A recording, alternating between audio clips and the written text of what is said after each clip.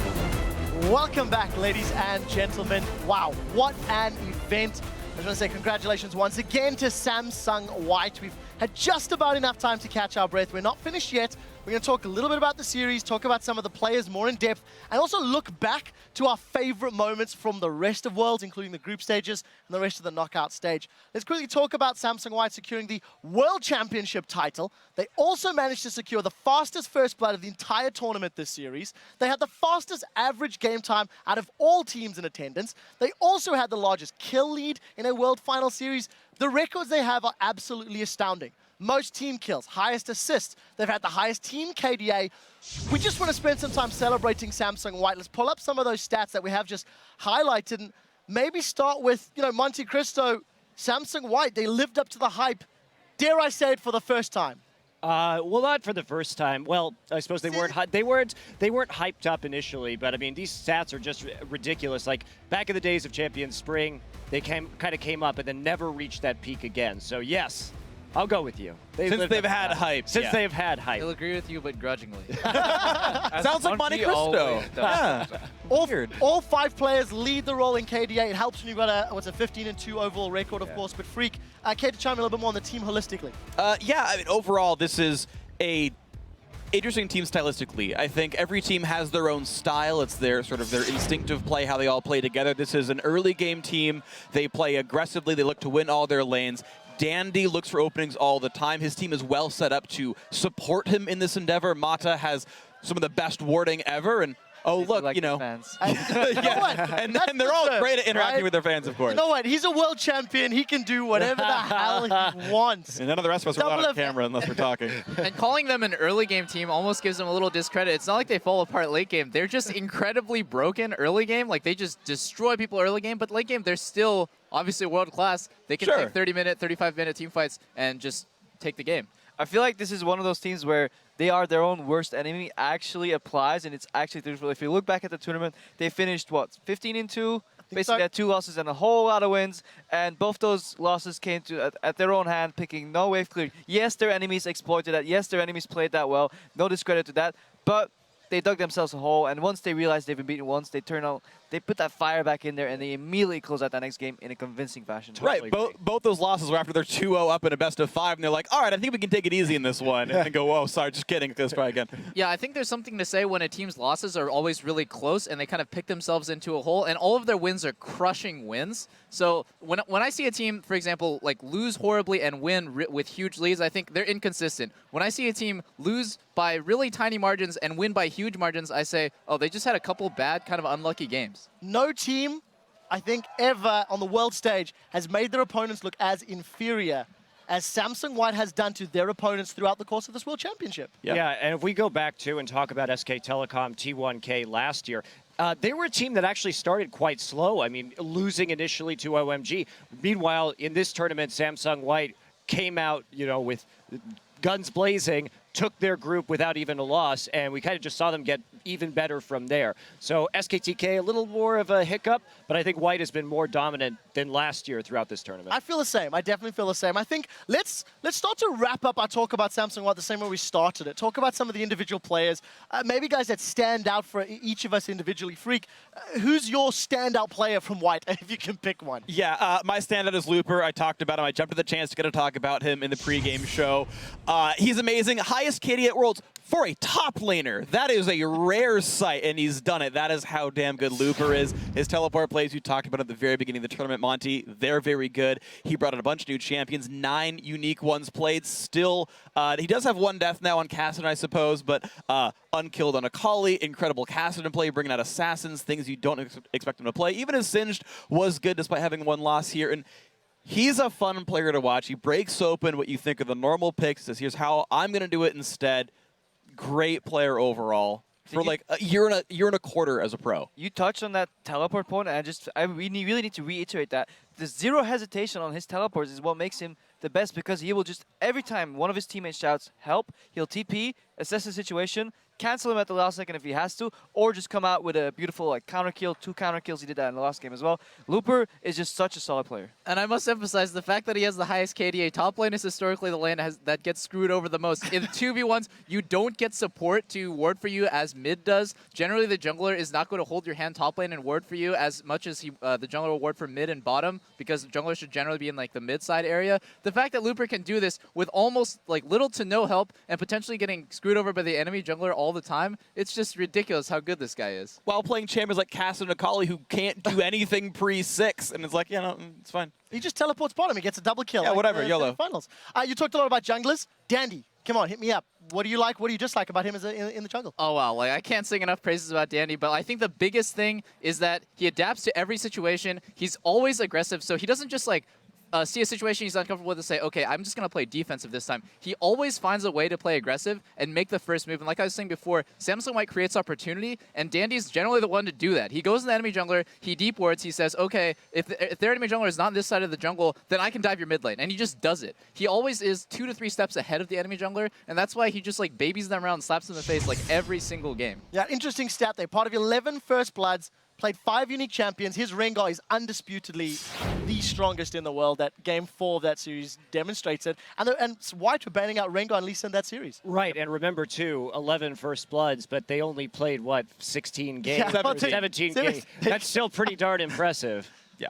And before we move on, I just want to highlight that the synergy between Danny and Mata is the reason they were actually both so far ahead in the running for getting MVP here, because sure, you can give it to Mata, you can kind of give it to Danny. Actually, you should give it to both at the same time, because their timing on their vision control is so good. If you've ever played for support and you've tried to team up with your jungle, you will meet up, and one always waits for the other. They don't. They arrive at the exact same time, go into that jungle, place their wards with no double warding, always the right ping course. It's just beautiful to watch. Yeah, I like how you actually talk about the synergy between Dandy and Mata, because actually we all get pulled for our MVP of the tournament. I initially said Looper because I'm fanboying over him the whole time. You. Yeah, all right. Thank sick. you. Yeah, and then they were like, okay, well, Looper didn't win. Dandy and Mata got a tie. And I'm like, all right. I guess I'll go with Mata. It's like, still a tie between Dandy and Mata. Can you guys please change your votes up somewhat? These guys are hand in hand as like the big, like, crushing people of the team. And I mean, it shows over and over again how good they are. Yeah, it really does. Mata in particular is one of the most diverse supports, I think. Regardless of the situation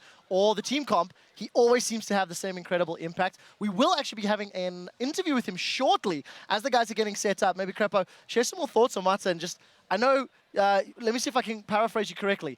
You don't suggest not buying Frost Queen's claim to Mata. You simply ask for his permission to be taught. am I saying that properly? So yeah, okay, you can criticize builds all you want, but I mean, when Mata does it, he must have a good reason, and he's clearly shown that he's just ahead of like all the supports in the world, and it's so much fun to see. Occasionally, as a pro player, you will see people do things that are like outside of your range of expectations, outside of your knowledge, and it's fun to actually be schooled and be educated by somebody this good at the game, and it's been such a joy to watch him. He made 0 mistakes almost. Like, if he makes a mistake, he'll recover beautifully. He's just one of the world's best players, and he's definitely the best in his role. Yeah, I completely agree with that. I do believe that interview is ready, so we're going to send it over to the stage where Sharks is standing by with one of our world champions, Mata. Thank you very much, guys. I am indeed joined by Samsung White support and this year's World Champion MVP as well, Mata. Yeah, first up, congratulations on winning and also winning this awesome trophy for the MVP right here. Now, traditionally, teams that have done so good at World Championships have not been able to stay on top. You put up such a great game here. How do you keep that going into next year? How do you keep being the best team in the world? 마타 선수 우선 우승한 거 축하드리고 이 트로피 얻으신 거 너무 축하드리고요. 여태까지 항상 올해 시즌 롤드컵 우승팀들은 다음 해에 잘 못했어요. 어떻게 마타 선수는 내년에도 어떻게 이 전력을 유지할 생각이신지? 저는 오늘이 지나고 나서 당장 내일부터 지금 메타에 적응하고 싶고요. 그리고 다음 시즌 목표를 일단 롤드컵 진출로 잡고 싶어요. Starting from tomorrow, I want to practice at the current patch and the current meta, and so our goal is now to play at next year's Worlds. How much room do you realistically think there is still to improve? Because some of the games we've seen from you have been near perfect. 지금까지 완벽한 경기력을 보여준 적이 많았는데 그래서 어떻게 더 나아질 만한, 더 실력이 늘 만한 아직 공간이 남아있긴 한가요? 저는 개인적으로 그러니까 잘한다고 막 느껴지지가 않아. 그러니까 저희 팀이 물론 우승은 했지만 그러니까 팀 전체적으로 막 최고다 이런 생각이 안 들어가지고 아마 최고를 목표로 다음 시즌도 열심히 준비할 것 같아요. Even though our team won the World Championship, I don't think our team is the best yet. So until we get that level as the best, we're gonna keep on trying and practicing. Well, that's actually very scary for the other teams out there. You guys did drop only one game here versus Starhorn Royal Club. Was there any worry in the team? What was going on in the team between games 3 and 4? 3경기에 로얄 클럽 팀한테 한 경기 졌을 때 어떻게 팀원들 사이에 어떤 말이 오고 왔나요? 좀 걱정을 많이 했었는지. 그러니까 좀 망골드 이상 차이 날 때 불리할 때 제가 그래도 한타 할만하다고 해가지고 근데 막상 한타를 해가지고 저희가 이겨가지고 저희도 깜짝 놀랐지만 그래도 아쉽게 마지막 한타에서 져가지고 좀 더 많이 아쉽네요. So even when we were behind 10k gold, I told my teammates that we can still win this team fight, and we actually did. It really surprised us, but eventually we did lose. So I think it was a very close. I think it could have been much closer, but yeah, there are a lot of sad thoughts.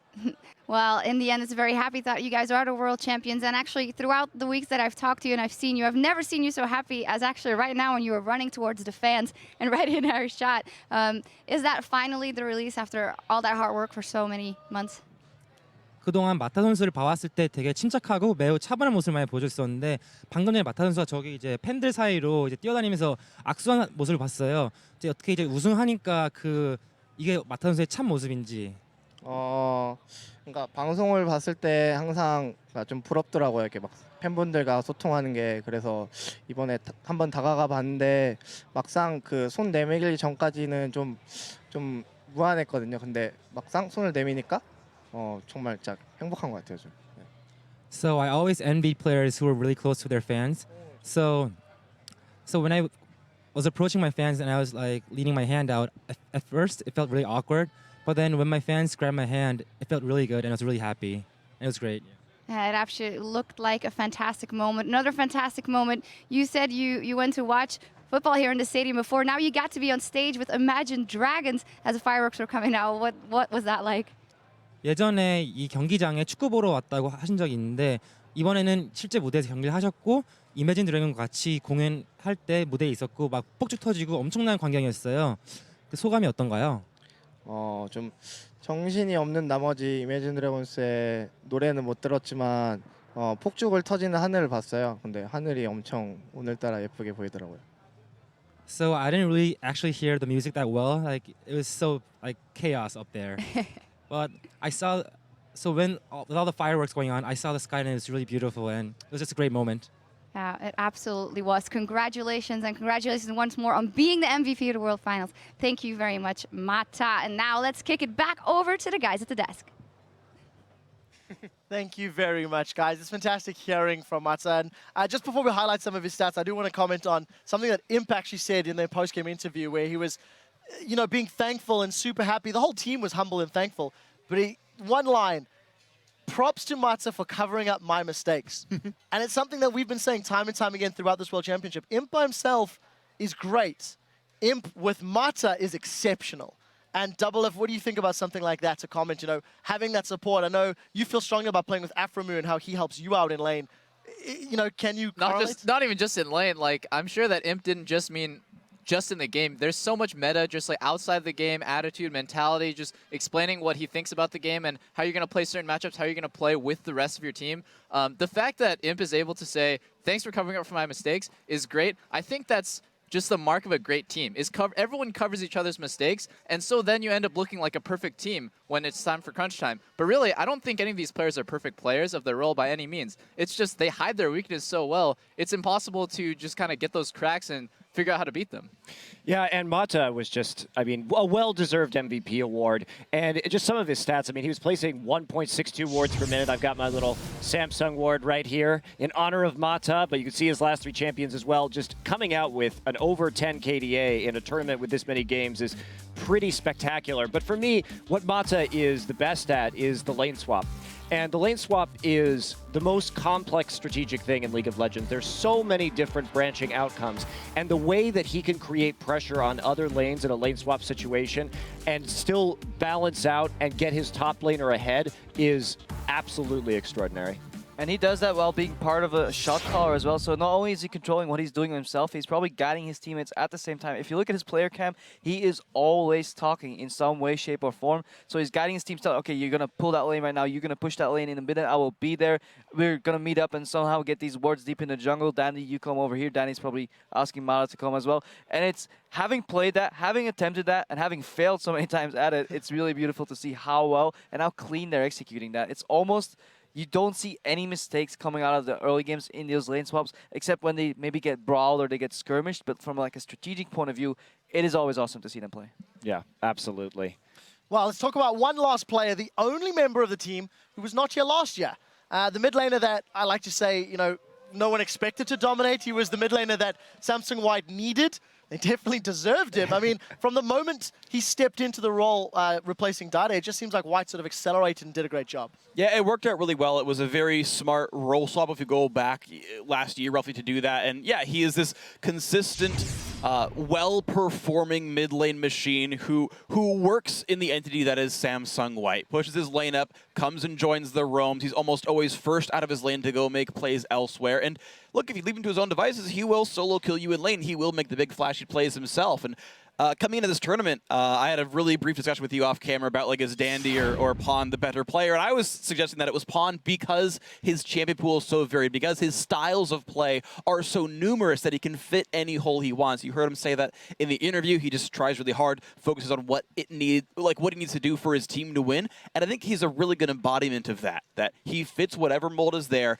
and it always seems to work. I want to question the panel because there was a slightly hypey question from Jun on stage saying, right, you know, coming into this tournament, Pawn got a lot of hype for taking down Faker a couple of times. Then after taking out Samsung Blue, he received Dade's jacket, absorbing all the powers that comes with it.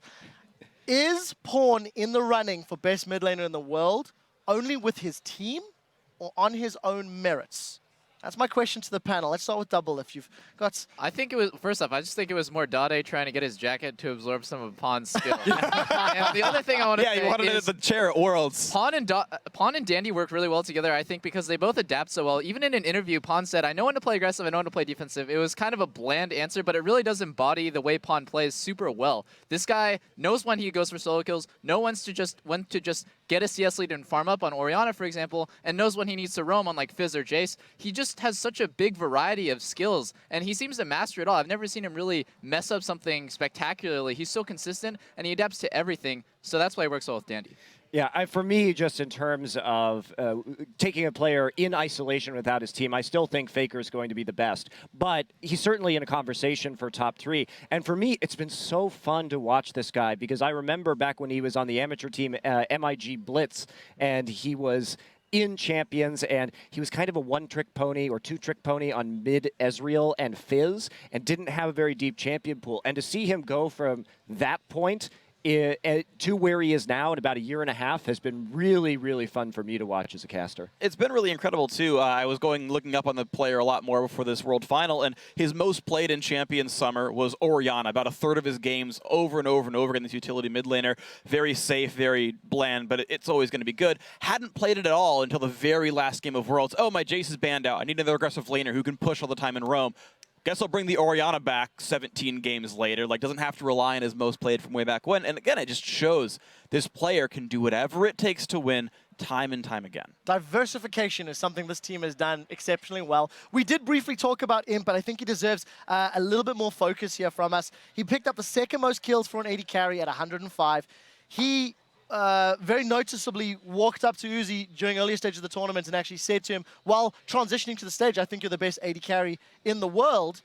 And, you know, on stage said, I'm made better thanks to Mata, etc. Crepo, share some thoughts on Imp and how he's impressed you or stepped out or stood out in your mind. I mean, Imp has been playing really solidly, and yeah, maybe he has to give up that throne to Uzi. We saw the solo kill in the 2v2 coming out of there, which is actually not a solo kill, it's a two-man kill, if I use the terms right. But Imp, he played well. He played the entire tournament.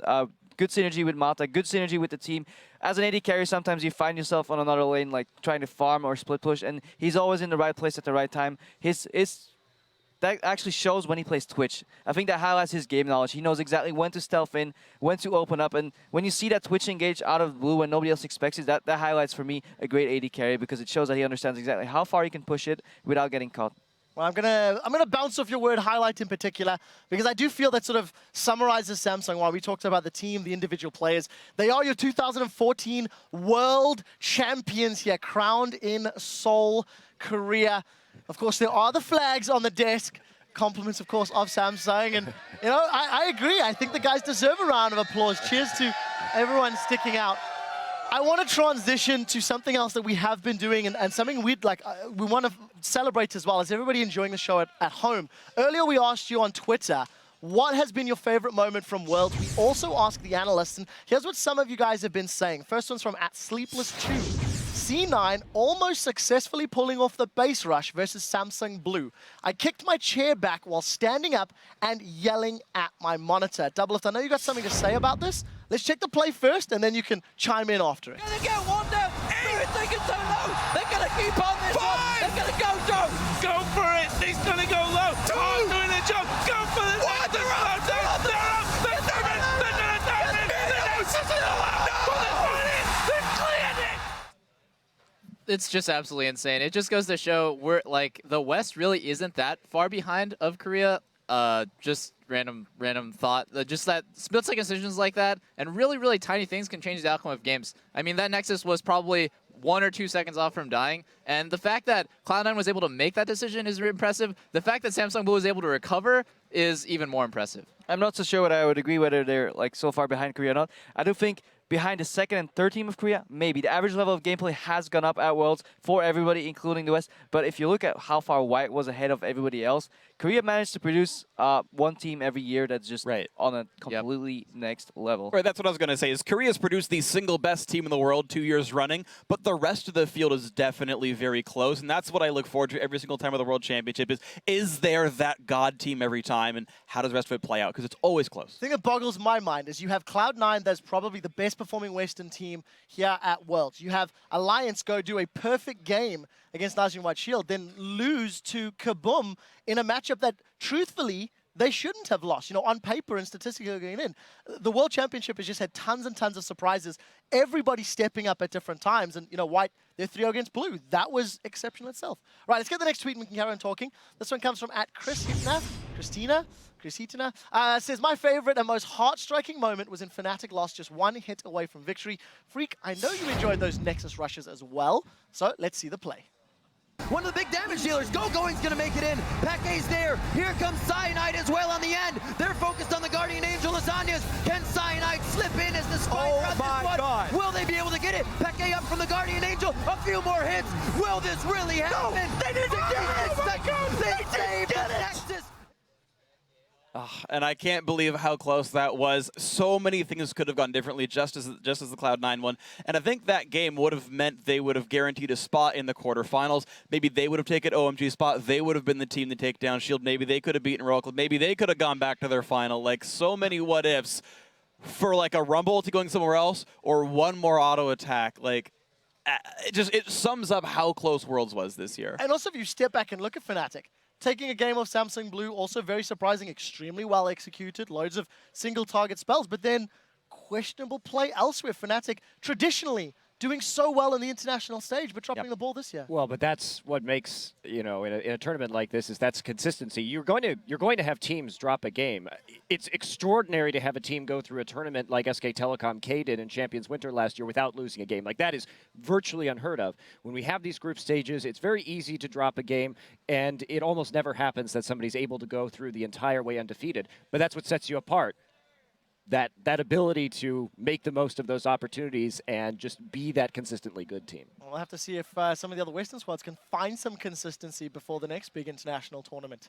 Right, our next tweet comes to it from @Zetsubo. He tweets, aside from the Kaboom win, Game 2 of Samsung White versus TSM with the Singed pick was a total surprise. Probably the one I enjoyed the most. Crepo, this was actually your favorite moment that we were talking about all fair. So let's pull a clip up. And Crepo, you talk us through some of the actions and some of the things that really impressed you about this play in this game.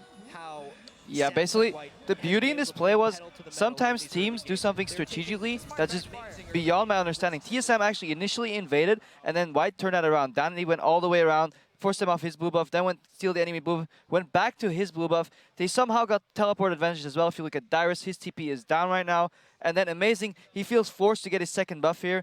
Good patience by Danny, comes in, forces them out, and Looper, he's ready to TP in. And I never knew you could turn around and invade on your own buff into a 3 buff using a Singed who actually like went to proxy farm before actually the invade came out. Just all these little factors coming together showed you why White is absolutely the best team playing team in the world right now.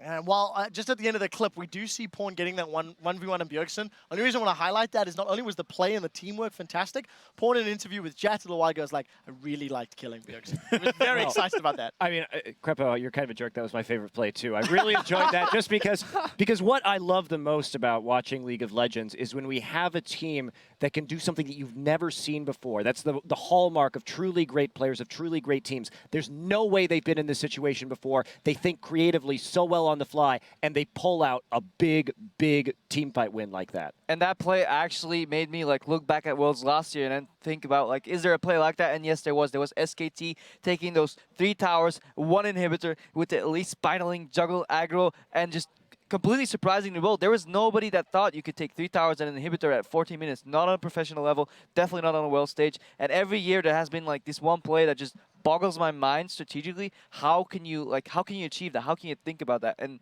it just makes me really happy that League has been playing at like such a high level. And that's why I like the base races so much. There's almost no way you can prepare for them and be like, okay, yeah, so in these exact situations we will base race. It's all instinct. It's all feel. It's all saying, well, okay, so if we use Braum's shield, I think we can block Twitch damage. And yeah, and you just like hope that you guess properly. And we see how close these situations come because of pure intuition, which is amazing to watch. Yeah, Double Lift, what is your favorite clip? I know you submitted some thoughts going forward in terms of it. I'll help remind you. Sahorn Royal Club versus OMG. Right. 10K gold down. Let's get that clip on your There was screen. an impossible comeback that I was actually, during the game, said was impossible. Sahorn Royal Club versus OMG. It was like a 10,000 gold deficit. And I was thinking, wow, how ridiculous would it be if Sahorn was able to win this? They lost. Like, they just straight up lost. You can't come back from a 10K gold deficit. And right here, if we can just roll the clip, it's just insane that they're playing this far up on the map when they're this far down in gold. I actually lied. It's a 14,000 gold deficit, and they just initiate on a tier 2 tower. Like,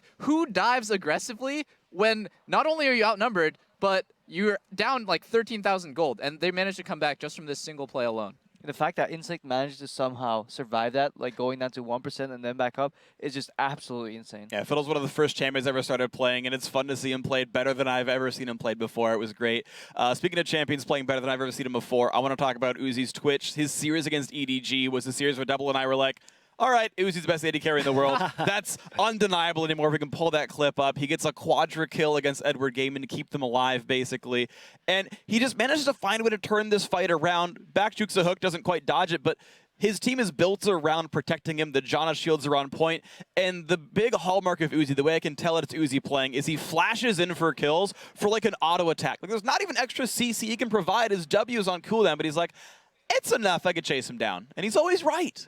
Mostly right, up until the finals. Manages to work out, of course, but no, you are right. I'm being an unfair. Talk about his decision-making. Uzi played phenomenally, and the number of times you see him flashing skill shots to survive and secure more kills on Tristana for resets is mind-blowing. I just want to see which 4 friends Uzi will bring to Worlds next year. Yeah, Pick me. The double AD carry team. Well, you know, for me, since Crepo stole mine, one of the things that I really enjoyed wasn't necessarily a flashy play, but it was the Akali lane swap by Looper on Samsung White against Samsung Blue. And why it's so impressive is that's an extraordinary difficult champion to play in a lane swap situation, so you have to get this Akali some kills early. And the way they do that and the setup that they've got here, coming into the bottom side of the jungle, where they actually manage to make it work, is pretty awesome.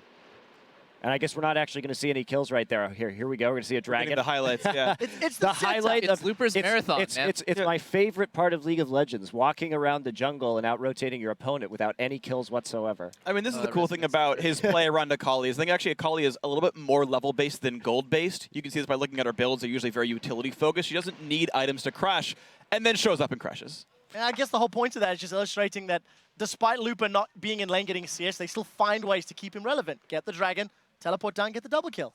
Yeah, at that point, he had kept up it well enough in CS, and that's really a display of Samsung White's patience in these lane swap scenarios. They waited for that kind of multi-stealth composition to unveil, and then there was no answer really from Samsung Blue. I actually really love pocket picks, and when Looper first pulled out Akali and Kassadin top lane, I was like, that's probably not going to work. They're probably going to lose, because how much could they possibly have practiced with these little pocket picks? And he just crushes. He does extremely well. And then looking at Insect, Fiddlesticks, Pantheon, Rammus in the finals, those things win you games. When you're just that confident and your team trusts in you, then you can just make those plays happen. It's just insane to watch. So yeah, Monty, he referenced the Mata roaming in the lane swap. He referenced Danny, how he plays it. He referenced how Looper plays it. And what I like the most about White is that they don't play their lane swap the same every time. If you look back, say half a year ago, we had the 4v0 meta coming out in NA, and literally every game started the same way. 2 towers, and then we'll start the game. But White finds a way to basically read the game, say, okay, this is what we need today. This is what we're going to do. We're going to fast push that tower. We're going to freeze that wave. We're going to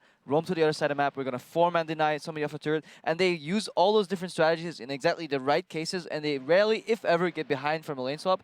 And that highlights a really good strategical team. Yeah, and Double F, I want to bounce off what you said about the pocket picks. And my read on this as well is Samsung White are one of the few teams who actually react to and look at the metagame properly. The metagame is what everyone else is playing. It's up to you to play what you want, knowing everyone else plays these 4 champions in these 5 roles, and saying, yes, when you play Maokai, I will play Singed. I don't cast spells in lane, I don't give you sap magic, so I'll out-sustain you and out-damage you. Wonderful pick, makes a whole lot of sense. You expect Maokai to come through. Akali against Kayle is just a very good counterpick matchup, knows a champion will come through by his 2 major opponents, the 2 Korean top laners he would be facing against were both Kayle players, has Akali ready. Down the line, these guys have prepared these types of champions that work in these types of scenarios. The Rammus and Pantheon that we saw from Insect in this finals work very well against ward control because they both bypass wards by either lane ganking or skyfalling.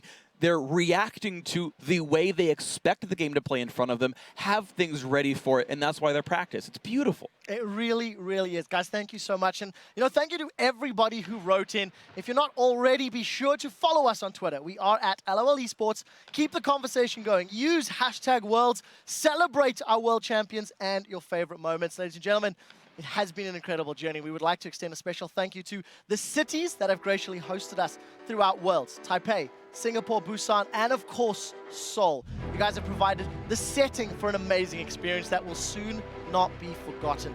And to all the fans who have turned up, made the trip, cheered, supported their teams like these diehards behind us, thank you. None of us would be here without you. None of it would...